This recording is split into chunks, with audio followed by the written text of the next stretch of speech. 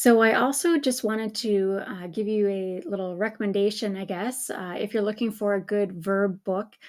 This one, Barron's 501 Italian Verbs, it actually is a really good resource because it not only tells you, it lists out all the most common Italian verbs, but it'll list them all out by how they're conjugated for all the different verb tenses. So I don't know if you could see that, but it's very useful if you want to have actually a book in hand rather than having to look up every single word online. So whatever your preference, but I just wanted to let you know that things like this do exist, and there might be a new edition out by now, but this one says it's the best-selling verb book in the world. So, take that as you will, and if you're looking for it, it's a good one.